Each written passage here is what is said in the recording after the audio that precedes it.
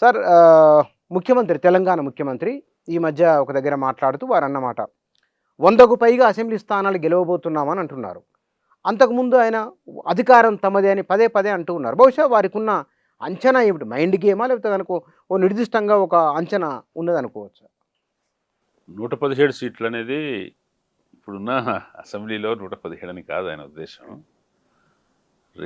Delimitation జరుగుతుంది. 180 దాకా సీట్లు తెలంగాణ అసెంబ్లీలో వస్తాయి. దాంట్లో 117 గెలుస్తా అన్నాడు. అంటే అంత పెద్ద నెంబర్ ఏమి కాదు అది. అంటే ఒక ఇంకా 60 సీట్లు 65 సీట్లు ప్రతిపక్షాలకు వదిలిపెట్టాడు ఆయన. అదొక పక్కన అన్నాడు. వెంటనే మళ్ళీ ఏం ఆలోలేదు చూడలేదు అన్నట్టుగా సర్వేలు చేసి ఎవరు గెలుస్తారు, ఇన్ని గెలుస్తారు, అన్ని గెలుస్తారు అని చెప్పడం తప్పని మళ్ళీ ఇంకొక మీటింగ్లో అన్నాడు ఆయన వెంటనే. అదేమో తమ గురించి చెప్పుకునేటప్పుడు అన్నాడు, ఇది ఇతరుల గురించి విమర్శించేటప్పుడు అన్నాడు. ఎవరికైనా ఏ అధికారంలోనో ఏ ప్రభుత్వానికైనా వచ్చే ఎన్నికల్లో తాము ఇంకా కంఫర్టబుల్గా గెలుస్తామని చెప్పుకోవడం సహజం. అట్లాగే ఆయన చెప్పుకుని చాలా కాన్ఫిడెన్స్ని ప్రకటిస్తున్నాడు. అంత కాన్ఫిడెన్స్ను అసర్షన్ ప్రకటించడం ద్వారా ఒక మైండ్ గేమ్, ప్రతిపక్షాలతో ఒక మైండ్ గేమ్, నేను చాలా కంఫర్టబుల్గా ఉన్నాను, కంఫర్టబుల్గా వచ్చేసారి కూడా గెలుస్తానని చెప్పడం అతని ఉద్దేశం. అది ఓకే, రాజకీయాల్లో అది సహజమైన విషయం. కానీ కాళేశ్వరం నీళ్ళ విషయంలో బీఆర్ఎస్, కాంగ్రెస్ కొంచెం మాటలు ఎట్లాగో బూతులు వస్తున్నాయి అవి.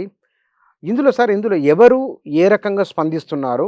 ఏది నిజంగా రైతులకు మేలు చేసే అంశం? ఈ మొత్తం విషయంలో ఈటెల మాట్లాడింది నాకు కొంచెం డిఫరెంట్గా అనిపించిందండి. ఈటెల రాజేందర్ మాట్లాడింది. ఆయన చెప్పినంతో ఆయన పార్టీ పూర్తిగా ఏకీభవిస్తుందో లేదా కొంచెం వ్యక్తిగత స్థాయిలో చెప్పాడో మనకు తెలియదు. కానీ రాజేంద్ర అంటుంది ఏంటంటే, సరే అవినీతి జరిగింది అంటున్నావు, అవినీతి జరిగితే దాని మీద విచారణ చేయి, మనకి బాధ్యులు అనిపించిన వాళ్ళని అరెస్ట్ చేయి, కేసులు పెట్టుకో, కానీ నీళ్ళు ఎందుకు ఆపుతున్నావు, నీళ్ళని ఎందుకు వాడుకోవట్లేదు? ఒక ప్రాజెక్ట్ ఉన్నప్పుడు ఆ ప్రాజెక్టు మీద విమర్శలు వచ్చినా కూడా ఆ ప్రాజెక్ట్ అనేది ఒక వ్యవస్థ కదా, ప్రజల సొమ్ముతో నిర్మాణమైన ఒక వ్యవస్థ ప్రాజెక్ట్ అనేది. కాళేశ్వరం ప్రాజెక్ట్ ఒక మేడిగడ్డ బ్యారేజ్ ఒకటే కాదు కదా, అక్కడి నుంచి మన బసవరాజ్ సాగర్ దాకా విస్తరించిన అనేక రిజర్వాయర్ల వ్యవస్థ కాళేశ్వరం ప్రాజెక్టు. దాన్ని ఎందుకు పడవ పెడుతున్నావు? దానికి ఏంటి కారణం? అది సరైనది కాదు అని చెప్పింది, అది కరెక్ట్ పాయింట్. మరి రేవంత్ రెడ్డి గారు కాళేశ్వరం విషయంలో బీఆర్ఎస్ని, కేసీఆర్ని, వీళ్ళందరినీ దోషులుగా నిలబెట్టదలుచుకుంటే దానికోసం నీళ్ల వాడకాన్ని ఆపక్కర్లేదు. అక్కడి నుంచి నీటి పంపు చేసినంత, మేడిగడ్డ బ్యారేజ్కి డ్యామేజ్ అయినంత మాత్రాన నీళ్లు పంపు చేయటం ఆపాల్సిన అవసరం లేదు. అసలు నీళ్లు స్టోర్ చేయకుండానే పంపు చేసి ఇప్పుడు ఉన్నటువంటి ఫ్లడ్ ఫ్లోకి, అది వీళ్ళు చెప్తున్న విషయం. ఇంకోవైపున దాని నుంచి అనేక అనుబంధ విషయాలు కూడా వస్తాయి కదా. ఒక పక్కన పట్టిసీమలో అంత అన్ని పట్టిసీమ లిఫ్ట్ దగ్గర అంత పెద్ద ఎత్తున నీళ్లు ఎత్తిపోస్తున్నారు. ఎత్తిపోయడం కోసం ఈయన ఇక్కడ ఆపాడా? ఇప్పుడు ఒక నరేటివ్ ఉంది కదా. రేవంత్ రెడ్డి ఏంటంటే చంద్రబాబుగా ఆయన సన్నిహితుడు, ఆంధ్ర ప్రాంతం పట్ల అనుకూలత ఉన్నవాడు, తెలంగాణ ప్రాంతం మీద వ్యతిరేకత ఉన్నవాడు. కాబట్టి ఆయన తెలంగాణ ప్రయోజనాల్ని కూడా పక్కన పెట్టి ఆంధ్ర వాళ్ళకు మేలు చేస్తాడు, చంద్రబాబు చెప్తే ఏదైనా చేస్తాడు అనేది ఒక నెరేటివ్, ఒక ఒక విమర్శ, ఒక అభిప్రాయం, ఒక ఇంప్రెషన్ అయితే ఉన్నాయి. దానికి తగ్గట్టుగా మొన్న పట్టిసీమలో పంపు చేస్తున్న ఫోటోలు పేపర్లో వచ్చేసరికి హరీష్ రావు గారితో సహా అనేక మంది ఆ నీళ్ళ కోసం ఈ నీళ్ళు ఆపినావా అంటే, ఈ నుండి ఒకవేళ మేడిగడ్డ గేట్లు తీసేస్తే భద్రాచలం కొట్టుకుపోతుందని రేవంత్ రెడ్డి అన్నాడు. కానీ ఇవన్నీ సామాన్య ప్రజలకి ఈ టెక్నికల్ విషయాలు పూర్తిగా అంతా అర్థం కావు. ఎందుకు ఒక ప్రాజెక్టుని వినియోగంలో లేకుండా ఎందుకు ప్రభుత్వం ఆపింది? అవినీతి వల్లే ఇదంతా జరుగుతుంది, కేసీఆర్ అవినీతి వల్ల ఇదంతా జరిగింది అని అనుకోవాలని రేవంత్ రెడ్డి అనుకుంటున్నాడు. కాదు, ఈయన ఊరికే ప్రజల మీద కక్ష కట్టి లేదా పరాయి రాష్ట్రం ప్రయోజనం కోసం మాత్రమే కాళేశ్వరం నీటిని ఉపయోగించట్లేదు అని ప్రతిపక్షం బీఆర్ఎస్ వాళ్ళు అంటున్నారు. వీటి మధ్యలో ప్రజలు గమనించాల్సిందంటే, నీళ్ళు అనేవి ప్రజలకి, వ్యవసాయదారులకి, సాగునీరైనా ఏదైనా ఇప్పుడు ఇదే పరిస్థితి కొనసాగితే తాగునీరు కూడా సంక్షోభం వస్తుందని చెప్తున్నారు. అవును, ఎందుకంటే మిషన్ భగీరథ కూడా నీళ్లు కావాలి కదా, అది కూడా ఎఫెక్ట్ అవుతే చాలా ఇబ్బంది కలుగుతుంది అన్నారు. ఇది ప్రజలు దీన్ని కేవలం రాజకీయంగా చూడరు. నీళ్ళు అనేది చాలా నిత్యావసరమైన వస్తువు, అది పంటలు పండించడానికైనా తాగటానికైనా. దీంట్లో ఈ రాజకీయం ఏంటి, ఇద్దరు దీంట్లో పోటాపోటీగా ఉండటం ఏంటి, ప్రజలు దీన్ని హర్షిస్తారా అనేది ఒక విషయం. ఇంకోటి, ప్రభుత్వం ముఖ్యంగా రేవంత్ రెడ్డి ప్రభుత్వం ఈ విషయంలో ట్రాన్స్పరెంట్గా ఉండాలి. ఎందుకు ఆపుతున్నాడు, ప్రజల్లో అయితే ఆయన ఫేర్గా ఉన్నాడనే అభిప్రాయం కలగట్లేదు ఓకే, ఎవరు ముఖ్యమంత్రి? ముఖ్యమంత్రి. అట్లాగని కాళేశ్వరం విషయంలో ఏం అవినీతి జరగలేదని కానీ, కాళేశ్వరం విషయంలో గత ప్రభుత్వం క్లీన్గా ఉందని కానీ అనట్లేదు. అవినీతి జరిగినా, డబ్బులు సైఫన్ అయినా, వాళ్ళ అమ్మాయి కవిత చెప్పినట్టుగా మరి ఆ కాంట్రాక్టర్లు ఎందుకు విరాళాలు ఇచ్చారంటే దీంట్లో ఏదో మతలబు ఉందని అనుకున్నా కూడా ఒక స్ట్రక్చర్ అయితే ఉంది కదా, అక్కడ నిర్మాణం అయితే ఉంది, ఒక ప్రాజెక్ట్ ఉంది, పంపులు ఉన్నాయి, కాలువలు ఉన్నాయి, రిజర్వాయర్లు ఉన్నాయి, నీళ్లు కూడా వచ్చి ఉన్నాయి, కనపడుతున్నాయి కదా. కనపడితే ఒక అసెట్ అయితే క్రియేట్ అయింది. ఆ అసెట్కి ఎంత ఖర్చు కావాల్సింది, ఎంత అయింది అనే దాంట్లో వివాదం ఉండొచ్చు. కాబట్టి ఆ క్రియేట్ అయిన అసెట్ని ప్రజల ఒకరి మీద, పాత ప్రభుత్వం మీద కక్షతోటి దాన్ని వినియోగంలోకి పెట్టకుండా ఉండటం అనేది తప్పు. రేవంత్ రెడ్డి ఈ విషయంలో ఆయన అనుకున్నట్టుగా ఈ నీళ్ల వల్ల ఇబ్బంది వస్తే కేసీఆర్ మీద కోపం వస్తుంది, కోపం పెరుగుతుంది అని అనుకుంటున్నాడు, కానీ అది జరగదు. ఇప్పుడు అది రేవంత్ రెడ్డి మీదనే. ఇప్పుడున్న పరిస్థితి అయితే ఎంతకాలం ఆయన నీటిని అట్లా ఆపుతూ ఉంటాడో, ఆపుతూ ఉంటామంటే నీటిని అలో చేస్తూ ఉంటాడో, ప్రజల కోసం పంపు చేయకుండా ఉంటాడో అంతకాలం ఆయనకే వ్యతిరేకంగా పనిచేస్తుంది. ఈ రాజకీయంలో ఇప్పటి నుంచి నష్టపోయేది ఇంతకుముందు వరకు జరిగింది. ఆయన కమిషన్ వేయడం, విచారణ జరగటం, ప్రజల్లో ఒక అభిప్రాయం ఏర్పడి ఉండొచ్చు కాళేశ్వరంలో కొంచెం ఏదో మతలబు ఉందని. కానీ ఇప్పుడైతే, ఇప్పుడున్న స్థితిలో అయితే ఇది ప్రభుత్వానికి వ్యతిరేకమైన ప్రజాభిప్రాయానికి దారితీస్తుంది ఇప్పుడున్న దాన్ని. అదే సార్, ఇక్కడ ఈ 2.5 ఏళ్ల కాలంలో ఈ రెండు పక్షాల మధ్య హోరాహోరీ మాటలు, పాత వాటిని మళ్ళీ తీసుకొని రావడం ఉంది కదా. ప్రజలు ఏ విషయాన్ని చాలా సీరియస్గా తీసుకుంటారు. అక్కడక్కడ గ్రామీణ ప్రాంతం కొంత టీఆర్ఎస్కు అనుకూలంగా మల్లుతుంది వాతావరణం అనే ఒక అభిప్రాయం కూడా ఉన్నది. కేసీఆర్ కాంగ్రెస్ పైన వ్యతిరేకత ఉన్నప్పటికీ ప్రజలు డోలాయమానంలో ఉన్నారనే ఆర్గ్యుమెంట్ ఉన్నది. నిజంగానే సమాజ స్థితి ఎట్లా ఉన్నది? సమాజ స్థితి ఓవర్నైట్ ఏది మారదండి.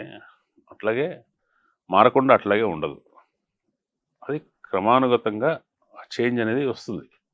ఒక ప్రభుత్వాన్ని వద్దనుకొని ఇంకో ప్రభుత్వాన్ని ఎంచుకున్నప్పుడు సాధారణంగా మూడ్ ఎట్లా ఉంటుందంటే, కొత్త ప్రభుత్వం విషయంలో సహనం ఎక్కువ ఉంటుంది, పాత ప్రభుత్వం విషయంలో వాళ్ళకి ఏ అసంతృప్తి ఉందో దాన్ని తొందరగా మర్చిపోరు. ఓకే. కాబట్టి మొదటి 1 సంవత్సరం 2 సంవత్సరాలు ఏమిటంటే చూద్దాం, వేచి చూద్దాం అనుకోవటం. వీళ్ళు కాకపోయినా పాత వాళ్ళు మాత్రం ఏం బాగా చేశారులే అని ఇద్దరి పట్ల కొంతకాలం అయిన తర్వాత కొత్త ప్రభుత్వం యొక్క అనుకూలత, పాత ప్రభుత్వం వ్యతిరేకత కొనసాగుతుంది. కొంతకాలం అయిన తర్వాత ఇద్దరు అంతే లేని అభిప్రాయం వస్తుంది. తర్వాత సగం దారికి వచ్చిన తర్వాత పాత ప్రభుత్వం తప్పుల్ని మర్చిపోయి కొత్త ప్రభుత్వం విమర్శ పెరుగుతూ ఉంటుంది. ఇప్పుడు ఈ 3వ దశలోకి వచ్చింది.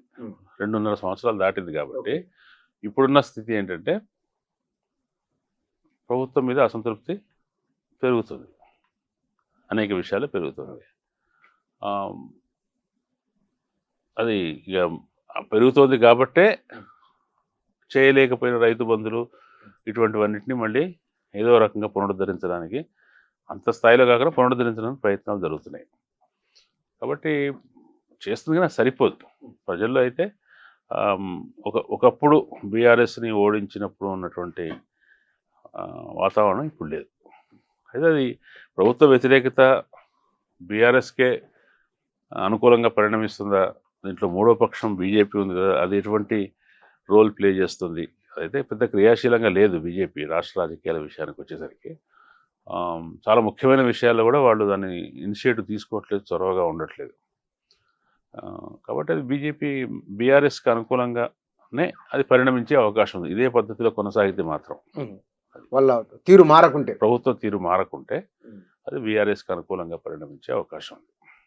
సార్, ఇక్కడ ఆంధ్రప్రదేశ్ రాజకీయాల విషయానికి వస్తే కనుక ఈ మధ్య జరిగిన పరిణామాలు, మీడియా జర్నలిస్టుల పైన అక్కడ ఏపీ ప్రభుత్వం వ్యవహరించిన తీరు కానీ, అక్కడి రాజకీయ నాయకుల మాటలు కానీ, ఇది అక్కడి ప్రజల ఆలోచన పైన ఎట్లాంటి ప్రభావం చూపిస్తుంది?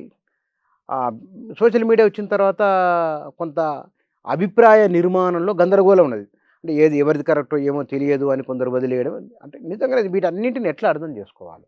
ఆంధ్రప్రదేశ్ అనే కాదు, 2 తెలుగు రాష్ట్రాల్లో మొత్తంగా భారతదేశం విషయంలో కూడా మీడియా పరిస్థితి ఏమంతా ఆశాజనకంగా కానీ, ఏమంతా గర్వకారణంగా కానీ లేదు. అంటే మీడియా ప్రవర్తన గురించి అనట్లేదు. మీడియా విషయంలో సమాజము, ప్రభుత్వాలు స్పందిస్తున్న తీరు, కొంతవరకు మీడియాలో కూడా ఉన్నటువంటి ధోరణులు ఇవేవి కూడా ఆరోగ్యకరంగా లేవు. ముఖ్యంగా ఈ మధ్య ఆంధ్రప్రదేశ్ ప్రభుత్వానికి సంబంధించి మీడియా విషయంలో జరిగిన పరిణామాలు ఉన్నాయి కదా, అవి మాత్రం చాలా చాలా డిసప్పాయింటింగ్గా ఉన్నాయి. ప్రశ్న రావణ్ మీద ఆంధ్రప్రదేశ్ ప్రభుత్వం ఊపా చట్టం పెట్టడం అనేది దానికి మొత్తం మీడియా ప్రపంచం స్పందించవలసిన విషయం. అది చాలా అన్యాయమైన కేసు.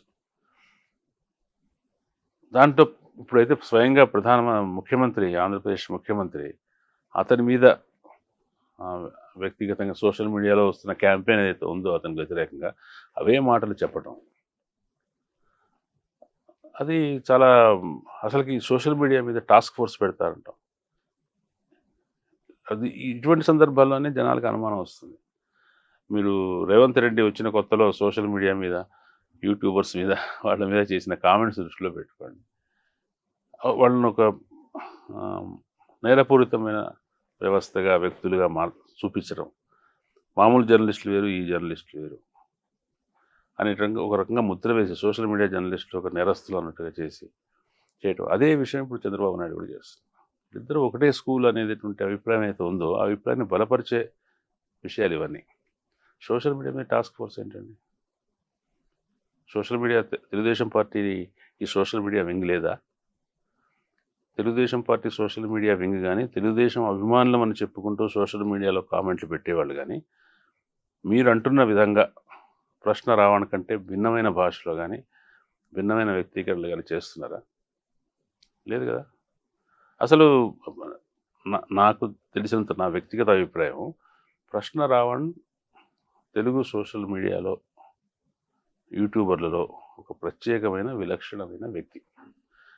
అది నేనే కాదు, చాలామంది ఆయన్ని అట్లా గౌరవిస్తారు. అయితే అభ్యంతరాలు లేవని కాదు, ఆయన భాష కానీ, ఆయన వ్యక్తీకరణ కానీ, ఆయన స్వయంగా ఒక మీడియా పర్సన్ లాగా కాకుండా స్వయంగా ఒక పక్షం రాజకీయ నాయకుడు మాదిరిగా మాట్లాడటం అనేది ఇది మంచిది కాదు, అది వాంఛనీయం కాదు. అది ఎప్పుడైనా మనం మీడియాకు సంబంధించి చర్చిస్తున్నప్పుడు ఆంతరికంగా చర్చల్లో చెప్పొచ్చు, ఆయనకు బాహాటంగా కూడా నేను చెప్తాను.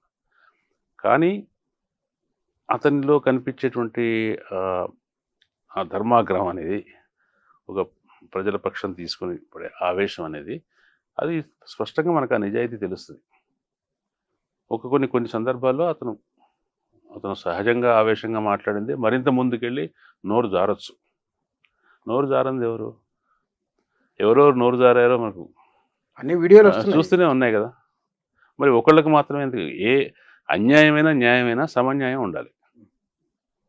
ఒక మాట మాట్లాడినందుకు ఒక మనిషి మీద ఊపా కేసు పెడితే అదే మాట్లాడిన ఇంకొక వ్యక్తి మీద కూడా పెట్టాలి. అప్పుడు అన్యాయంలో కూడా న్యాయం ఉంటుంది కదా. కానీ ఒకళ్ళకు మాత్రమే కేసులు పెట్టి ఒక రకం వ్యక్తీకరణను మాత్రమే నిషేధించి అతను అరెస్ట్ చేయటం, అరెస్ట్ చేసిన వాళ్ళు పోలీస్ స్టేషన్ మీదకి జనాన్ని పంపటం, ఒక భయానక వాతావరణాన్ని కల్పిస్తే రేపు పొద్దున ఫ్రీడమ్ ఆఫ్ ఎక్స్ప్రెషన్ ఎట్లా ఉంటుంది? మీరు యూట్యూబరే కదా, యూట్యూబ్ ఛానల్లో ఉన్నారు కదా. ప్రశ్న రావడానికి జరిగిన విషయం చూసి మీకు కూడా భయం వేసిందా లేదా? డెఫినెట్గా ఎవరిని ఏమనాలి, అంటే ఏమొస్తుందో, ఏం మాట్లాడుకుని మౌనంగా ఉండాలి అనేది ఒక భావన. మరి భయం కలిగించడం వాళ్ళ ఉద్దేశమా? ఇది చాలా పవన్ కళ్యాణ్ గారు ఏమనుకుంటున్నాడో తెలియదు కానీ, ఆయన నేను హోమ్ మినిస్టర్ కాదు కానీ అయితే ఇట్లా చేస్తాను అని హోమ్ మినిస్టర్ కావాలనే ఆకాంక్షను ఆయన ఎప్పుడో ఒకసారి సందర్భంలో చెప్పారు. ఇప్పుడు ఆ ఆకాంక్షను ఈ రకంగా చంద్రబాబు నాయుడు నెరవేరుస్తున్నారా? దీంట్లో పవన్ కళ్యాణ్కు జరుగుతున్న నష్టాన్ని ఆయన గమనిస్తున్నారా? ఏ నష్టం జరుగుతున్నది? ఇప్పుడే జనమంతా ప్రశ్న రావణ్కు సంబంధించిన కేసు పెట్టడం అనే దాన్ని ఆంధ్ర సమాజంలో కూడా చాలామంది ఒప్పుకోవట్లేదంటే రావణ్ను సమర్థిస్తుందని కాదు, రావణ్ పట్ల అభ్యంతరాలు ఉన్నవాళ్ళు కూడా ఒక మామూలు ఒక సాధారణమైన యూట్యూబ్ ఛానల్, చిన్న మీడియా సంస్థ మీద అటువంటి బ్రహ్మాస్త్రం అయ్యారు. ఏబి వెంకటేశ్వరరావు గారు పోలీస్ అధికారిగా, సీనియర్ పోలీస్ అధికారిగా పనిచేసిన వ్యక్తి, ఊపా అనేది ఇటువంటి కేసుల విషయంలో కాదు చేయాల్సింది అని అభ్యంతరం చెప్పారు. అంటే ఏంటి? అక్కడ పౌర సమాజం అంత ఏకీభావంతో లేదు. కానీ దాన్ని బదనామంతా, దాని చెడ్డ పేరంతా ఎవరికి వెళ్తుంది? ఏమి పవన్ కళ్యాణ్‌తో జరిగిన వివాదం వల్ల ఈయన రావణ్‌ని ఇట్లా అరెస్ట్ చేశారంటున్నారు కదా! ఎందుకు అనేక విషయాల్లో ఆ బ్లేమ్‌ని పవన్ కళ్యాణ్ ఎందుకు తీసుకుంటున్నారు? నాగేశ్వర్ విషయంతో మొదలుపెట్టి, సాయికృష్ణ విషయంతో మొదలుపెట్టి, ప్రభుత్వ నాయకత్వం, ఆంధ్రప్రదేశ్ ప్రభుత్వ నాయకత్వం ఏమో సేఫ్‌గా ఉండి, ఎందుకు ఆయనతో సంబంధం లేని విషయాలకి, ఆయన ప్రత్యక్షంగా బాధ్యుడు కాని విషయాలకి ఎందుకు ఈయన బ్లేమ్ తీసుకుంటున్నాడు? అది కాదు, పవన్ కళ్యాణ్ విషయంలో ఆయనకు రాజకీయ యాంబిషన్స్ ఉన్నాయి, ఉండాలి. అంటే ఇప్పుడున్న దానికంటే ఇంకా పైకి వెళ్ళాలని యాంబిషన్స్ ఉన్నాయి, ఉండవలసిందే. ఒక రాజకీయ పార్టీకి ఉన్న చోటే ఉండాలని ఎవరు అనుకోరు. ఆయన 20 స్థానాలు 21 స్థానాలతోనే స్థిరపడిపోవాలని ఎవరు అనుకోరు. కానీ దానికి ఏవో పద్ధతులు ఉంటాయి కదా. ఆయనకు ఆల్రెడీ రాజకీయంగా ఒక పరిణతితో కాకుండా ఆవేశంతో వ్యవహరిస్తాడని ఆయన మాట్లాడేటప్పుడు కొంచెం నట నేపథ్యానికి సంబంధించిన తీవ్రతను ప్రదర్శిస్తాడని పేర్లున్నాయి. ఆయన గతంలో చెప్పిన మాటలకి, తర్వాత వచ్చి చెప్పిన మాటలకి వైరుధ్యాల గురించి కూడా సోషల్ మీడియాలో చాలామంది చూపిస్తారు. ఇవన్నీ ఆయనకు సంబంధించి వ్యక్తి. అదేవిధంగా ఆయన మంచి జనాకర్షణ కలిగిన వాడు, ఆయన బాధ్యతగా ఉండాలి కదా. ఆయన ప్రజల పట్ల బాధ్యతగానే కాదు, తన రాజకీయ భవిష్యత్తు మీద కూడా బాధ్యతగా ఉండాలి కదా. అందరూ తెలుగు సమాజం వాళ్ళు అడుగుతుంది ఏంటంటే, అందరూ అడుగుతుంది పవన్ కళ్యాణ్ ఎందుకు తన అభిమానులు కానీ, తన అభిమానుల పేరు మీద సోషల్ మీడియాలో ఉన్నవాళ్ళు కానీ, లేదా ఆయన ఫోటోలు పెట్టుకొని కామెంట్లు చేస్తున్న వాళ్ళు కానీ ఎందుకు అమర్యాదకరంగా, అసభ్యంగా ఆడవాళ్ళను కానీ, ఇతర రాజకీయ ప్రత్యర్థులను కానీ దూషిస్తుంటే ఆ చెడ్డ పేరు తనకే వస్తుంది కదా. తను మందలించాలి కదా వాళ్ళని. నిజంగా వాళ్ళ శ్రేణులైతే మందలించాలి, లేదా అభిమానులైతే, సినిమా అభిమానులైతే అరే మీరు అట్లా మాట్లాడకండి, అటువంటి భాష ఉపయోగించకండి, మీరు నా ఫోటో డీపీగా పెట్టుకొని నా ఫోటో మీరు చూపించి ఇటువంటి బూతులు మాట్లాడితే అది నాకు చెడ్డ పేరు వస్తుంది, నేను ఇటువంటి పేరును కోరుకోవట్లేదు అని ఆయన చెప్పాలి కదా. ఎందుకు ఆయన చెప్పట్లేదు? ఒకప్పుడు ఇంకొక సీనియర్ నటుడు పవన్ కళ్యాణ్ విషయంలో ఒక మాట అన్నాడు. పవన్ కళ్యాణ్ సభలకు వచ్చేవాళ్ళు కొంచెం తక్కువ రకం అలగా వాళ్ళని అర్థం ఏదో వస్తే పవన్ కళ్యాణ్కి బాగా కోపం వచ్చింది. నా సభలకు వచ్చేవాళ్ళని అట్లా అంటారా మీరని ఆ సీనియర్ నటుడిని వేదిక మీదనే అన్నారు. ఎవరు అలగాజనం కాదు, అందరూ మనుషులందరూ సమానమే, ఒకళ్ళు తక్కువ వాళ్ళు ఒకళ్ళు ఎక్కువ వాళ్ళు ఏముంది. కానీ రాజకీయాల్లో ఎట్లా మాట్లాడతాం, ఎట్లా ప్రవర్తిస్తాం అనేది చాలా ముఖ్యమైన విషయం. ఒక రాజకీయ నాయకుడి ప్రతిష్టలో అతని భాష నోరు మంచిదైతే ఊరు మంచిదైతే అని పాత సామెతే ఉంది కదా. చాటుగా ఎట్లా వాళ్ళ వ్యవహార శైలి ఎట్లా ఉన్నప్పటికీ, ఎన్టీ రామారావు చూడండి, రాజశేఖర రెడ్డి చూడండి, వాళ్ళు పబ్లిక్గా మాట్లాడే పద్ధతి చాలా సంస్కారవంతంగా, చాలా ఉన్నతంగా ఉంటుంది. అంతెందుకు చిరంజీవిని చూడండి, తన సోదరుడు చిరంజీవి ఎట్లా మాట్లాడతాడు, చాలా హుందా ఉంటాడు ఆయన. పవన్ కళ్యాణ్ ఎందుకు అట్లా తన మాట తీరులో కొంత సవరించుకోవాల్సి ఉంది. కానీ తన పేరుతో తన అభిమానులు, లేదా తన పేరుతో కొందరు చేస్తున్నటువంటి వ్యాఖ్యలని సామాజిక మాధ్యమాల్లో వాళ్ళు ఒక వీరంగం వేస్తున్నారు. అది ఎందుకు అనుమతిస్తున్నారు ఆయన? నేను దీన్ని అనుమతించను. నువ్వు ప్రశ్న రావణ్ లాంటి వాళ్ళని అనుమతించను అంటున్నావు, కానీ ఇటువంటి వాళ్ళని ఎందుకు అనుమతిస్తున్నావు అనేది ఆయన సమీక్షించుకోవాల్సింది. ఎందుకంటే అది ఆయన రాజకీయ భవిష్యత్తుకే చాలా ముఖ్యమైన విషయం. ఎందుకంటే ఇటువంటి వ్యక్తీకరణలు, ఇటువంటి దూషణ భూషణల మీద ఆధారపడి ఎవరి రాజకీయ భవిష్యత్తు నిర్మాణం కాదు.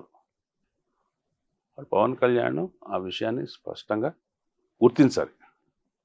అట్లాగే చంద్రబాబు గారు గుర్తించాల్సిన విషయం ఏంటంటే, ఉత్తరప్రదేశ్లో యోగి ఆదిత్యనాథ్ హత్రాస్ అటువంటి జరిగినప్పుడు సిద్దికి కప్పన్ అనే జర్నలిస్ట్ని అరెస్ట్ చేసి ఊపా పెట్టి 2 సంవత్సరాలు జైల్లో పెట్టి తర్వాత వదిలేశారు. దేశం అంతా అతని గురించి మాట్లాడుతుంది. బీజేపీలో ప్రతి రాష్ట్ర ముఖ్యమంత్రి తాను ఒక యోగి ఆదిత్యనాథ్ కావాలని తాపత్రయపడుతున్నాడు. యోగిలా కావాలని విశ్వశర్మ అనుకున్నాడు, యోగిలా కావాలని ఇప్పుడు సువేందు అధికారి అనుకుంటున్నాడు. ఇక్కడ కూడా ఒక ఎన్కౌంటర్ మొదలుపెట్టాడు ఆయన. అదొక పోటీ బీజేపీలో ఉంటే అర్థం చేసుకోవచ్చు. ఇది బీజేపీ ప్రభుత్వం కాదే, ఇది బీజేపీ కూడా భాగమైన మీ నాయకత్వంలో ఉన్న ప్రభుత్వం. తెలుగుదేశం పార్టీకి, తెలుగువారి సంస్కారానికి కొంచెం ఉత్తరాది కంటే కొంచెం భిన్నత్వం ఉంది. మనం మెరుగైన పాలిటిక్స్ చేస్తామని, మెరుగైన పొలిటికల్ డిస్కోర్స్ ఉంటుందని అనుకుంటున్నాం కదా. మీరు కూడా యోగి ఆదిత్యనాథ్లా కావాలనుకుంటున్నారు. సిద్దికి కప్పన్ తర్వాత ఇంకొక జర్నలిస్ట్ని మీరు ఇవాళ ఊపా కేసు కింద పెట్టారు. పెట్టినప్పుడు ఏం సందేశం ఇస్తుంది? మీరు అక్కడి నుంచి వచ్చి ఆంధ్రప్రదేశ్ సరే ఇవాళ ఉన్న పరిస్థితిలో ఒక రాష్ట్రం నుంచి ఒక రాష్ట్రానికి వచ్చి అరెస్టులు చేయటం, అది ఆ రూల్స్ అనుమతిస్తాయని చెప్తున్నారు, అది వేరే విషయం. కానీ ఎందుకు జర్నలిస్టులు ఏదో ఇంకో చోటు వచ్చి పట్టుకొని పోయి, అది అస్సాం విశ్వశర్మ చేసేవారు. బొంబాయి నుంచి వచ్చి, మహారాష్ట్ర నుంచి వచ్చి జర్నలిస్టులను వాళ్ళని పట్టుకోవడం, కేసులు పెట్టి తీసుకెళ్ళిపోవడం, అటువంటి ఇమిటేషన్ చేస్తున్నారా మీరు? జర్నలిస్టులను ఎందుకు తీసుకెళ్ళి కొట్టాలి, తీసుకెళ్ళి ఎందుకు కేసులు పెట్టాలి? కేవీఆర్ అయినా కావచ్చు, ప్రశ్నరావణ్ అయినా కావచ్చు, ఎవరినైనా. ఆ ప్రశ్నరావణ్ని ఒక స్టేషన్ నుంచి ఒక స్టేషన్కి మారుస్తున్నప్పుడు పోలీసులు అతను ఒక అంతర్జాతీయ స్థాయి నేరస్తుడైనట్టుగా 100 మంది గుమిగూడి అతని మీద ముసుగు వేసి, అతని మీద భుజం వేసి తీసుకెళ్ళి బస్సులో కుక్కేసి, ఏంటి ఆ విజువల్స్, ఆ ఆప్టిక్స్ ఏం చెప్తున్నాయి? ప్రజాస్వామిక సంప్రదాయం, భావ ప్రకటన స్వేచ్ఛ, పెద్ద పెద్ద మాటలు. కానీ మీ ప్రభుత్వం ఈ ఆధునిక మీడియం, ఆధునిక సమాచార మాధ్యమాల విషయంలో మీ ప్రభుత్వ సహనం ఇదేనా? ఒక కేసు కోసం అరెస్ట్, ఒక సందర్భంలో ఒకదాని కోసం అరెస్ట్ చేసి ఇంకోటి ఏదో తీసుకొచ్చి మళ్ళీ పెట్టి, చాలా చాలా అన్యాయమైన విషయం అది. ఇది నేను ఖచ్చితంగా చెప్పగలను. ఎట్లాగైతే తెలంగాణలో రేవంత్ రెడ్డి మీద అసంతృప్తి పెరుగుతోంది, ఆయన జాగ్రత్త పడాలని, ఆంధ్ర ప్రాంతంలో కూడా ఈ సంఘటన, తాజా సంఘటన, మీరు ఎంతగానో మీ సామాజిక మాధ్యమాల అనుకూలత చేత ఎటువంటి క్యాంపెయిన్ అయినా చేస్తుండొచ్చు. ఈవెన్ మెయిన్ స్ట్రీమ్ మీడియా కూడా ఇంతవరకు కొన్ని విషయాల్లో అయినా ప్రమాణాలు పాటించే ప్రధాన స్రవంతి పత్రికలు, టీవీ ఛానల్స్ కూడా ప్రశ్నరావణ విషయంలో దిగజారిపోయి, మేము మాత్రం ఎందుకు పవిత్రంగా ఉండాలి అన్నట్టుగా ప్రవర్తిస్తున్నాయి కదా. ఇది చాలా బెంచ్ మార్క్. ఇది అక్కడి ప్రభుత్వం మీద, అక్కడి పాలకుల మీద కూడా ప్రజల్లో ఒక తప్పనిసరిగా ఒక అసమ్మతిని, అసంతృప్తిని కలిగిస్తుంది. అక్కడ కూడా 2 సంవత్సరాలు అయిపోయింది, అది గుర్తించాలి. అధికారంలో ఉన్న వాళ్ళు ఈ తరహా ప్రవర్తన బహుశా మనం ఈవెన్ తమిళనాడులో కూడా కరుణానిధి, జయలలిత ఉన్నప్పటికీ ఈ స్థాయిలో అది ఏర్పడలేదు కదా. అవతలి పక్షం కూడా బలంగానే ఉన్నది. మిగతా ఏ రాష్ట్రాల్లో ఎటు తెలియదు కానీ అవతల పక్షం బలంగా ఉందనే ఆలోచన కూడా ఎందుకు రావట్లేదు వీళ్ళకి? అదే అంటే దీంట్లో ఈ మీడియా విషయంలో ప్రస్తావనకు వచ్చేసరికి, నేను తెలంగాణ, ఆంధ్ర లేదు, అధికార పక్షం, ప్రతిపక్షం కూడా లేదు. అన్నిటినీ మనం ఒకసారి నిష్పాక్షంగా చూడాలి, హెచ్చరించవలసి ఉంది. ఎందుకు ఇప్పుడు ప్రతిపక్షంలో ఉన్న పార్టీ అధికార పక్షం చేసే పనులని, ప్రభుత్వం చేసే పనులను విమర్శిస్తుంది. తనలాగా ఇంకెవరైనా విమర్శిస్తుంటే వాళ్ళు తమ పార్టీ వాళ్ళు కాకున్నా కూడా వాళ్ళని కూడా సమర్థిస్తుంది. వాళ్ళు కూడా ఒక రౌండ్ టేబుల్, ప్రతిపక్ష పార్టీ రౌండ్ టేబుల్ పెడితే అంతవరకు తనను విమర్శించిన వాళ్ళని కూడా పిలుస్తుంది కదా. సహజమైన విషయం. ఎవరైనా ఒక విమర్శకుడికి, ప్రభుత్వాన్ని విమర్శించే వాళ్ళకి పక్కన ఒక ప్రతిపక్ష నాయకుడు వచ్చి నిలబడితే వాళ్ళిద్దరికి సంబంధం అంటగట్టనక్కర్లా. నేను ఇప్పుడు కాళేశ్వరం మీద ఒక రౌండ్ టేబుల్ బీఆర్ఎస్ వాళ్ళు పెడితే నేను వెళ్ళాను అనుకోండి, నేను బీఆర్ఎస్కి అనుకూలంగా ముద్ర వేయక్కర్లా. కాబట్టి తమకు వ్యతిరేకంగా మాట్లాడిన వాళ్ళందరినీ వైసీపీకి అనుకూలం అని చెప్పడం అనేది అక్కడి కూటమి చేస్తున్న పని, అది కరెక్ట్ కాదు. At the same time YCP కూడా ఎందుకు తన ఒక అనుమానాస్పదమైన పద్ధతిలో ఎందుకు తను రావణ్ గురించి అనుకూలంగా మాట్లాడిన ప్రతిసారి, తను సాయికృష్ణ విషయంలో పవన్ కళ్యాణ్ నిందిస్తూ మాట్లాడిన ప్రతిసారి తను మొత్తం వాతావరణాన్ని పోలరైజ్ చేస్తుంది, అనవసరమైన అనవసరమైన తటస్థ వాతావరణం లేకుండా చేస్తుందని గుర్తించాలి కదా. వైసీపీ పనిగట్టుకొని చంద్రబాబు కంటే కూడా పవన్ కళ్యాణ్ మీద గురిపెడుతుంది కదా. నీ ప్రభుత్వంలో, నువ్వు భాగంగా ఉన్న ప్రభుత్వంలో ఒక నీ సామాజిక వర్గానికి చెందిన వాళ్ళు లాకప్లో తెచ్చిపోతే నువ్వేం చేస్తున్నావు అన్న పద్ధతిలో పవన్ కళ్యాణ్ని కార్నర్ చేశారనుకోండి, ఆయన వెంటనే దానికి రియాక్ట్ కావాల్సి వస్తుంది, అవుతుంది కదా. అట్లాగే ఈ సన్నివేశాలు నాగేశ్వర విషయంలో కానీ, ఈ విషయంలో కానీ పవన్ కళ్యాణ్ని టార్గెట్ చేసుకొని మాట్లాడటం అనేది వైసీపీ చేస్తుంది. అమాయకంగా పవన్ కళ్యాణ్ వాటన్నిటికీ స్పందిస్తున్నాడు. అవును. వాళ్ళ ఉద్దేశం ఏంటి, వైసీపీ ఉద్దేశం ఏంటి, కూటమి ప్రభుత్వంలో పవన్ కళ్యాణ్కి తగిన స్థానం లేదు, అయినా కూడా ఆయన పడి ఉంటున్నాడు, ఆయన తిరుగుబాటు చేయాలి, ఆయన అక్కడే ఉంటున్నాడు, ఆయనకు ముందుకెళ్ళాలని కోరిక లేదు, ఆయన అభిమానులేమో ఆయన ముందుకెళ్ళాలని కోరుకుంటున్నారు, ఆయన దాన్ని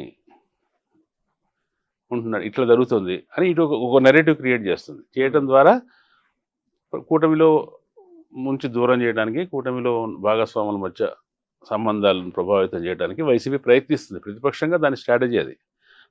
ఈయన దానికి వాళ్ళు అనుకున్నట్టుగానే ఈయన దానికి స్పందిస్తున్నాడు. అంటే వాళ్ళు ఏం చెప్తే అటువైపు డ్రైవ్ అవుతున్నాడు, ప్రభావితం అవుతున్నాడు అనవసరంగా. అట్లా కాదు ఆయన చేయాల్సి, ఆయన పాలిటిక్స్ చేయదలుచుకుంటే అట్లా కాదు చేయాల్సింది.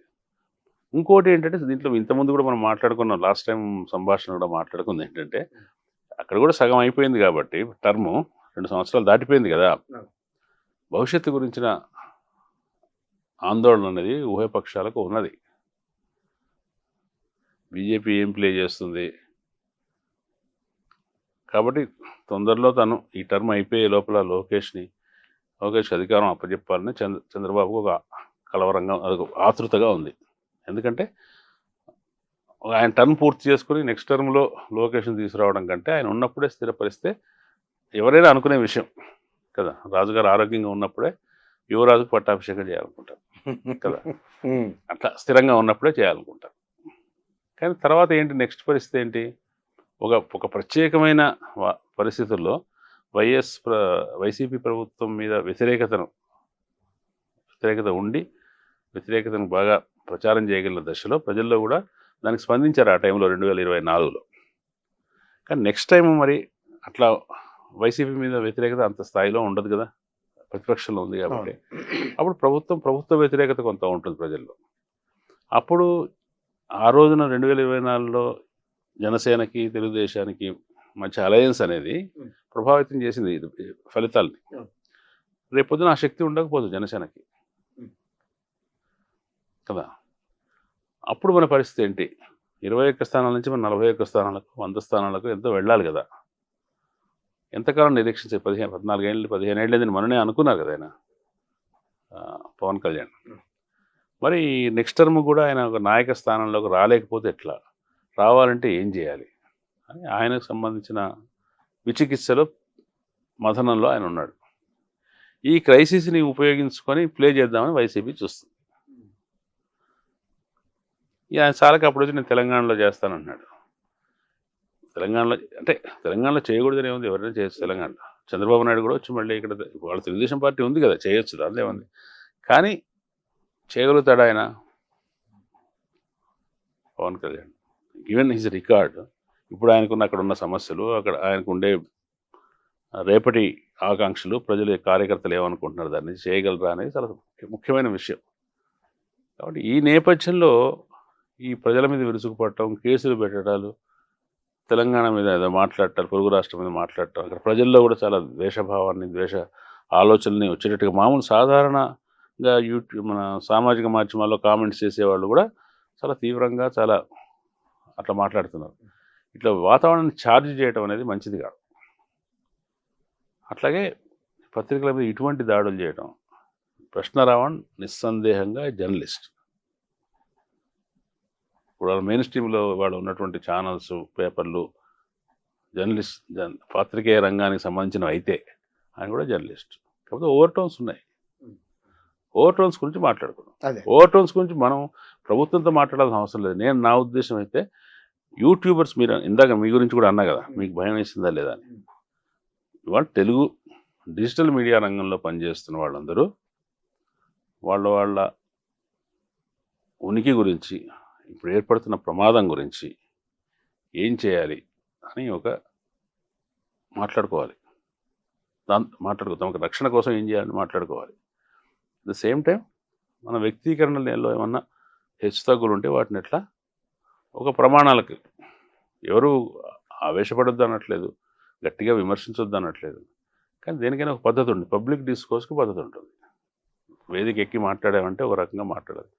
ఆ ప్రమాణాల గురించి ఒకటి మాట్లాడుకుంటే ఈ డిజిటల్ మీడియాలో భాగస్వాములైన వాళ్ళందరూ కలిసి కూర్చొని తమ కోసం, మన ఆడియన్స్ కోసం కూడా ఎట్లా వ్యవహరించాలని ఒక ఒక స్ట్రాటజీ ఏర్పాటు చేసుకుంటే, ఒక మాట్లాడుకుంటే బాగుంటుంది. ఒక ప్రయత్నం అంటే జరగాలి ఆ జరగాలి. విషయంలో. జరగాలి. జరగాలి. అది మరి ఇంత దాకా వచ్చిన తర్వాత కూడా మనం ఎవరికి వాళ్ళే ఉంటే కష్టం కదా. మాట్లాడుకోవాల్సింది. సార్ ఇక్కడ ఉభయ పక్షాల్లో కూడా అభిమానించేవారు, విమర్శించేవారు, ప్రేక్షకుల్లో కూడా భాష హద్దులు దాటిపోతున్నది. విమర్శ హద్దులు దాటిపోతున్నది.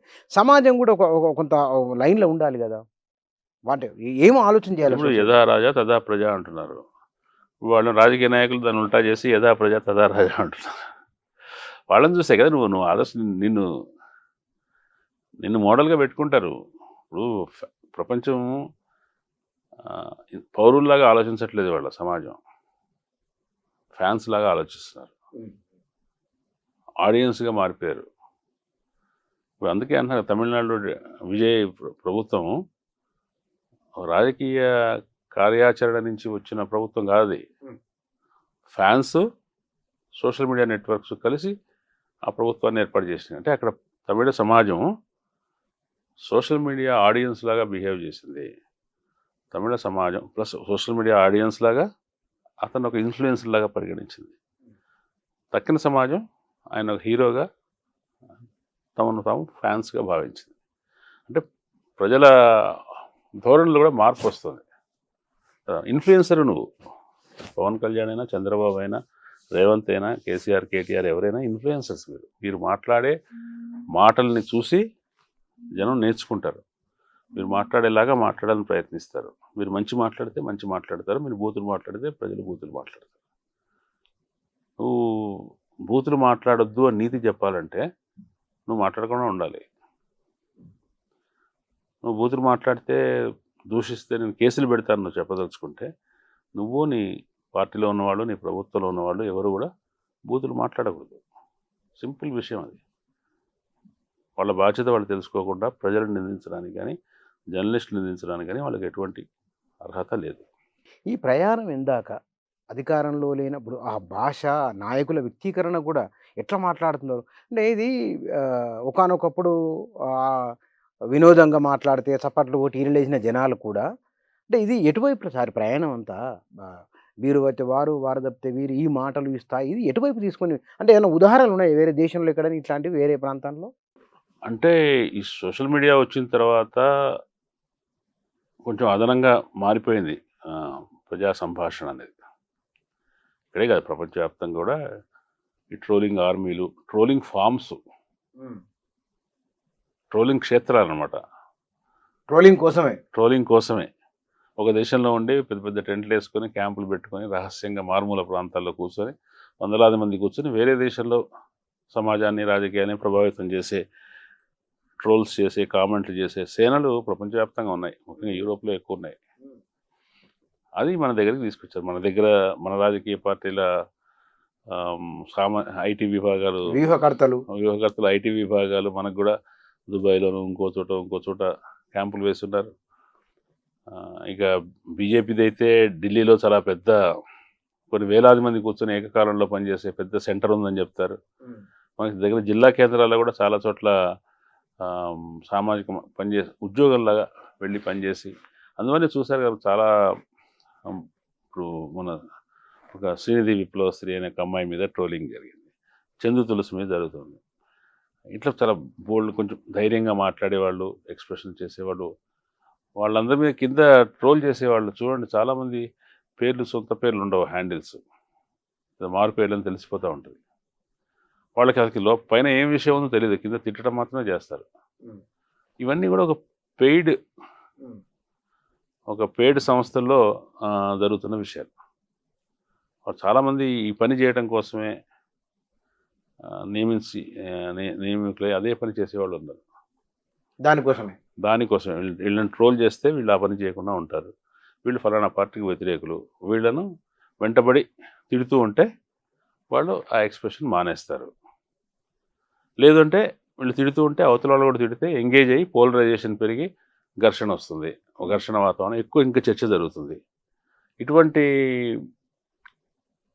ఉద్దేశంతో ఈ ట్రోల్ ఆర్మీలు, ట్రోల్ విభాగాలు, ఐటీ విభాగాలు అన్నీ పనిచేస్తుంటాయి. ఈ మొత్తం ప్రజా సంభాషణ అనేదాన్ని, పబ్లిక్ డిస్కోర్స్ అనేదాన్ని కలుషితం చేస్తుంది ప్రధానంగా రాజకీయ పార్టీల ఐటీ విభాగాలే. మొదలు మారాల్సింది వాళ్ళు. వాళ్ళు అన్ని పార్టీలు ఒకే స్థాయిలో ఉన్నాయని లేము. కొన్ని పార్టీలు కొంచెం పొలిటికల్గా మాత్రం విమర్శ చేసి, ఇప్పుడు బీఆర్ఎస్ వాళ్ళు ఉన్నారనుకోండి, బీఆర్ఎస్ వాళ్ళు కూడా ట్రోల్ చేస్తారు, విమర్శిస్తారు, చాలా తీవ్రంగా విమర్శిస్తారు. కానీ అసభ్యంగా ఉండేవి కాదు, బూతులు ఉండవు. కానీ ఇప్పుడు మళ్ళీ కవిత బయటికి వచ్చిన తర్వాత కవిత మీద వ్యాఖ్యలు చేస్తున్న వాళ్ళ దాంట్లో కొంత హద్దు మీరుతున్న తరంగా అనిపిస్తుంది. అది పాత బీఆర్ఎస్ వాళ్ళు చేస్తున్నారా, ఇంకా వేరే వాళ్ళు చేస్తున్నారా మనకు తెలియదు. కానీ కవితను ట్రోల్ చేసే వాళ్ళలో వాళ్ళ భాష, ఆడవాళ్ళ విషయం వచ్చేసరికి అందరికీ కూడా హద్దు మీరి మాట్లాడాలనే టెంప్టేషన్ వస్తుంది. ఎందుకు మరి అంత అంటే సమాజంలోనే మనం అటువంటి వాల్యూస్ని ప్రమోట్ చేస్తున్నాం కావచ్చు.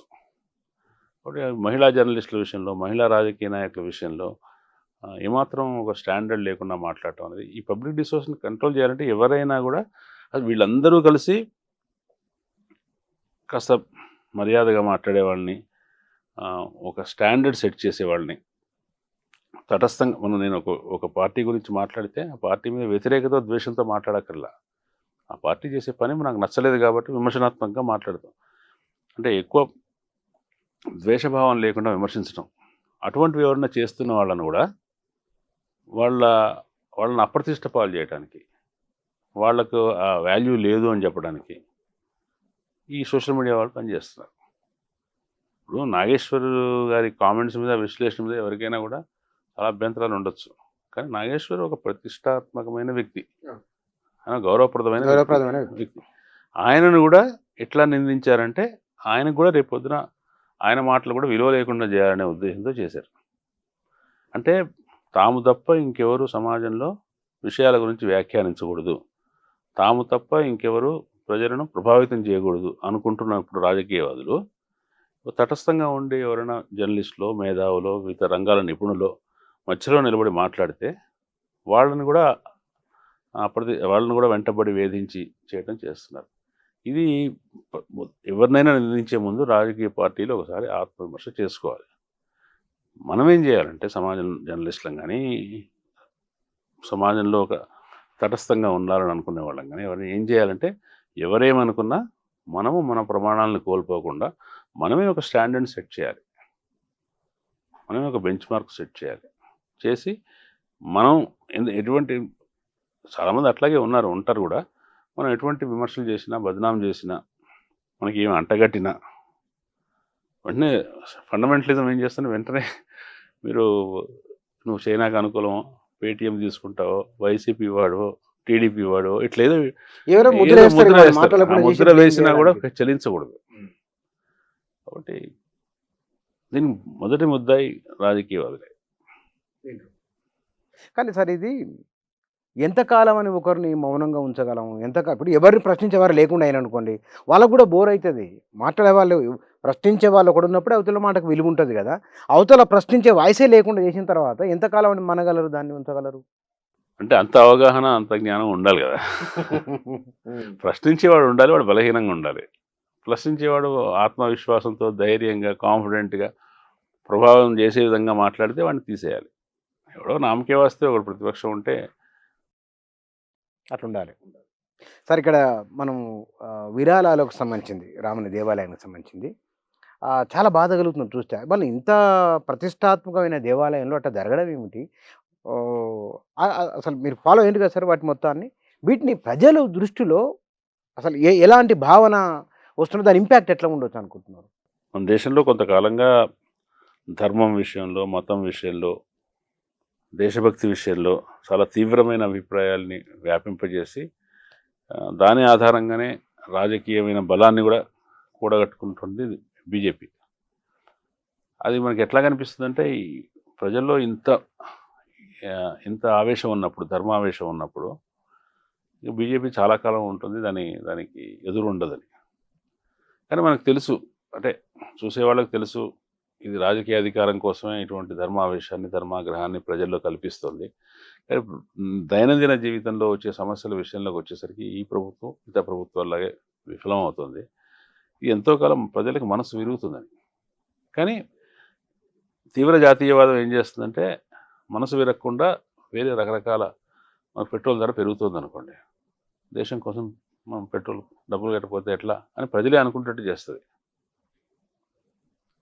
కదా. మనకి వ్యతిరేకంగా జరుగుతున్న దాన్ని కూడా మనకు అనుకూలంగా జరుగుతుంది అనుకొని నిరసన చాలామంది మాట్లాడుతున్నారు, కాంగ్రెస్ గవర్నమెంట్లో పెరగలేదా పెట్రోల్ ధరలు, దేశం కోసం కొంచెం ఖర్చు చేస్తే ఏమవుతుంది, ఇట్లా చేయబట్టే కదా ఆయన అన్ని వేల కోట్ల యుద్ధ సామాగ్రి కొంటున్నాడు, యుద్ధ సామాగ్రి కొంటే మన దేశం చాలా బలపడుతుంది కదా అని ధరల పెంపును సమర్థించే జనం తయారయ్యారు.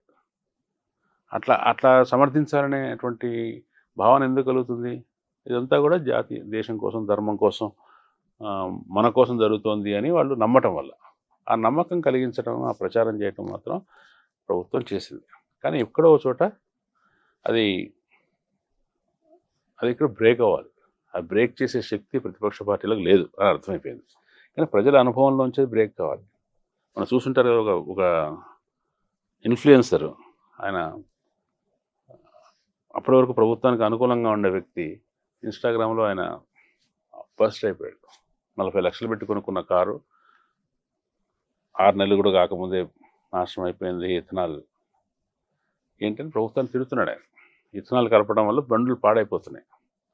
అంటే వాళ్ళ అనుభవంలోకి వచ్చినప్పుడు వస్తుంది. ఇప్పుడు అట్లా అనుభవంలోకి వచ్చిన విషయం ఏంటంటే రామాలయం విరాళాల విషయం. అంటే అల్టిమేట్ కదా, ఇప్పుడు మొత్తం భారతదేశంలో ఏర్పడిన జాతీయత వాతావరణానికి కేంద్రము సింబలు అంతా కూడా రామాలయం.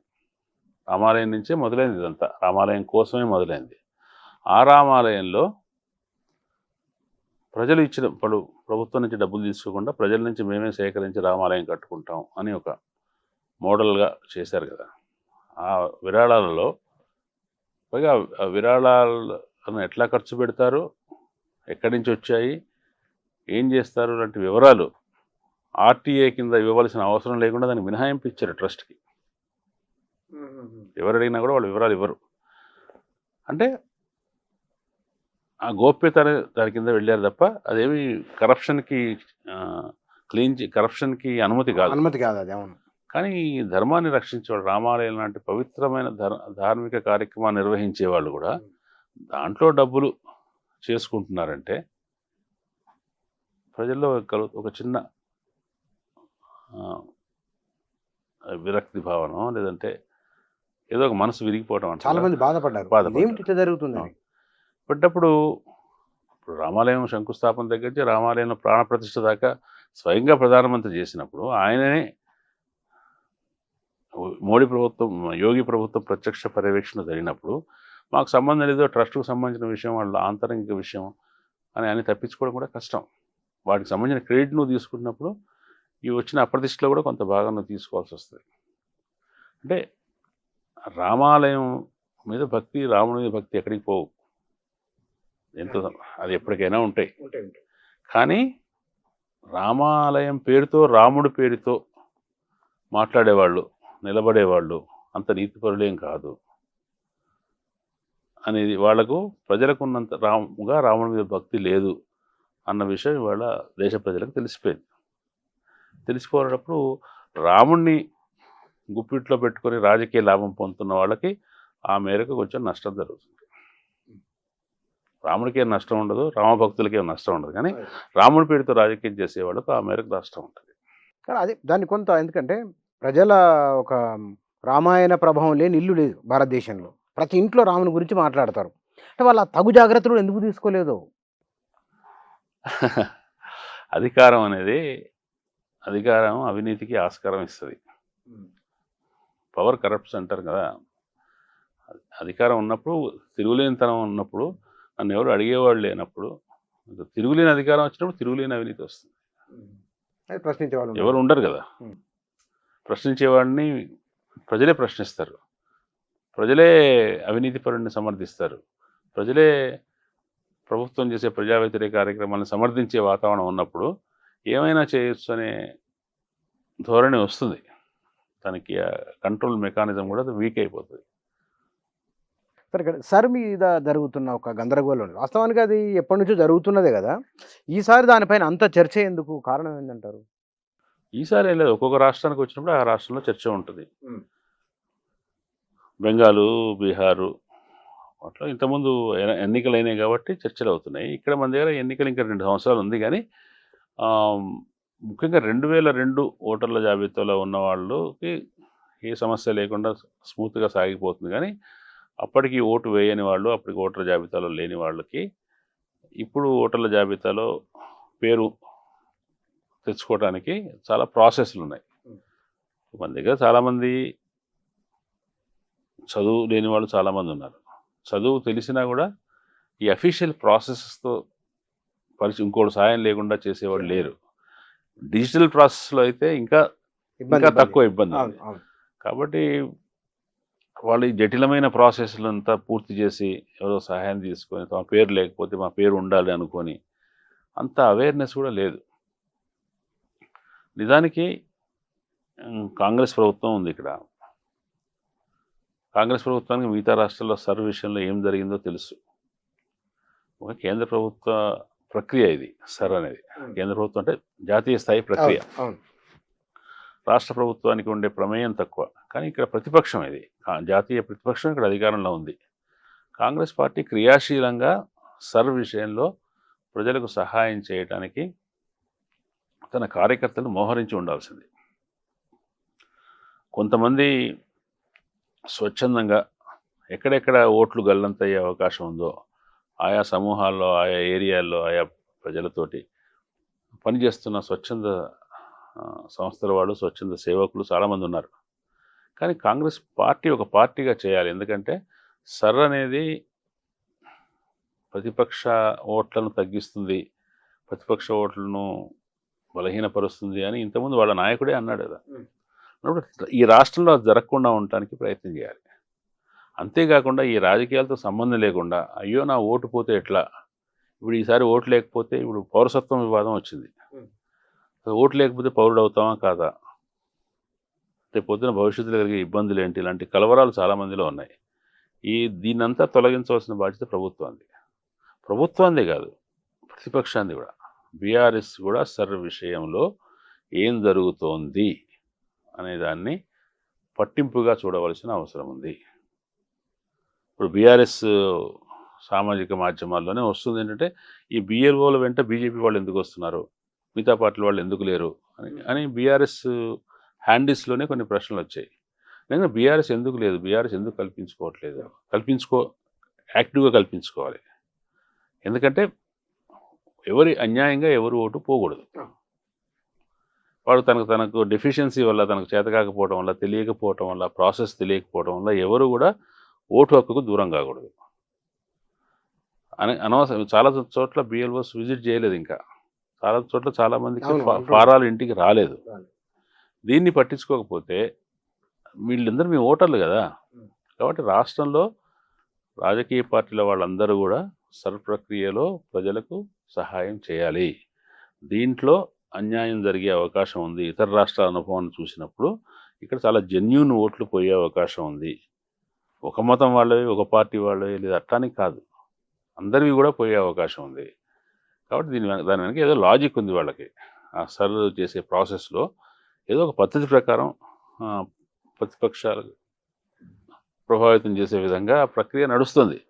అది నడవటం అనేది వీళ్ళు యాక్టివ్గా లేకపోవడం వల్ల కూడా కావచ్చు. కాబట్టి ఈ ప్రక్రియలో రాజకీయ పార్టీలు తమ వంతు ప్రజలకు సహాయం చేయాలి.